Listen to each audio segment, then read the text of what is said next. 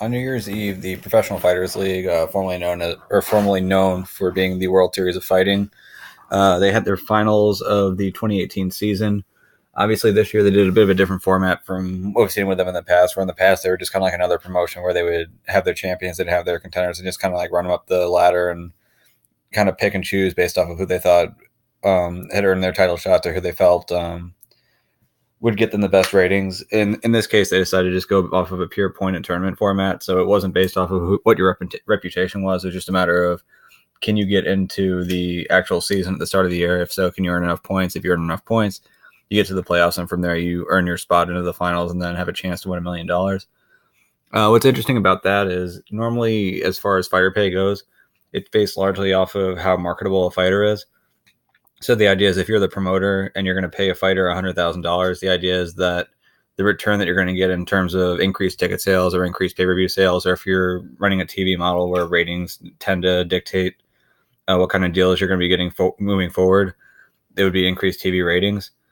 So in this case, earning your money is more based off of how you fight than it is based off of how you pull. Which, whether or not that's going to work for MMA long term, I don't know. Whether or not it even worked right now is hard to say, because while there was a lot of attention that came to the tournament, the amount of money that they spent, looking at $1 million on each division, I mean, just from last night's fights alone, you're looking at $1 million to each of the 6 winners. So that's $6 million plus 200,000 to each of the finalists. So that's already over $7 million being given out to the fighters there. And I can't imagine that the ratings would make that good in terms of business. I don't imagine that the TV deals they're getting are really making that work out for them. So the hope would be that this season they're getting a lot of exposure, and moving forward they're going to be able to pull a lot better ratings and in turn be able to get a better deal out of it. And then with the better deal, hopefully the business actually runs. Personally, I don't think it's going to. We've seen the tournament format in the past with Bellator, and they ended up abandoning it because in the end it didn't really last for ratings, especially as they kept doing it over and over and over again. And really the big difference between Bellator and the PFL is Bellator didn't pay as much as the PFL is paying, but beyond that, Bellator, they would pick the guys in the tournament, whereas in the they would pick the guys who go in the 8-man tournament at that, whereas in the PFL, they pick a larger field that earns their way into the 8-man tournament. But really, it's not as though the shows where people earn their way into the 8-man tournament are really drawing that big of rating. So in the end, you're basically just having a more expensive early Bellator model here, and I don't think it's really going to work great. That being said, just to go over the results, the winners you can kind of see on screen. So we had Taylor defeating Magomedov, Lance Palmer defeating Steven Seiler, Nathan Schulte over Magomedov, Vinny Magalhaes, who was expected to beat Sean O'Connell, lost to Sean O'Connell, who then retired after winning. In heavyweight, Felipe Lins beat Josh Copeland, and then Ray Cooper, who was expected to come through to the end, ended up getting caught in a guillotine and losing in the welterweight finals. So again, the champions are Lewis Taylor at middleweight, who I believe is 39. Lance Palmer, who for a long time was talked about as a guy at Team Alpha Male who had a lot of potential.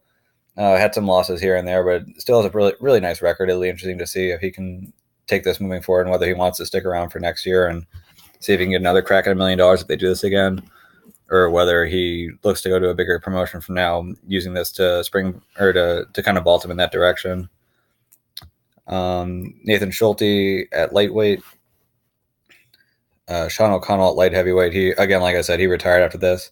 Didn't have a great UFC career in what was not really a strong division in the UFC anyway.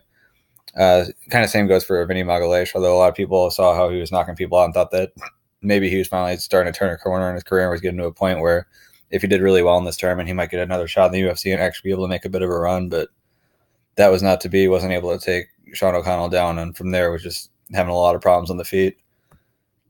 The heavyweight champion, Felipe Lins, again, we're talking about another weight that really isn't that impressive, both in the UFC and then just kind of throughout all of MMA. I mean, we're looking at Greg Hardy right now, who's made his way into the UFC, winning by knockout really fantastically, just a lot of really quick knockouts. But when you look at his technique, it's not impressive at all, but it's just a complete lack of talent at that weight class that allows people to move up really quick. I mean, we just saw Derek Lewis fight for a title, and that's not to say Derek Lewis is a bad fighter, but Derek Lewis's skill set is not that of a UFC championship skill set. So for him to get as close as he did to the belt just kind of shows where that division's at right now in 2019 now.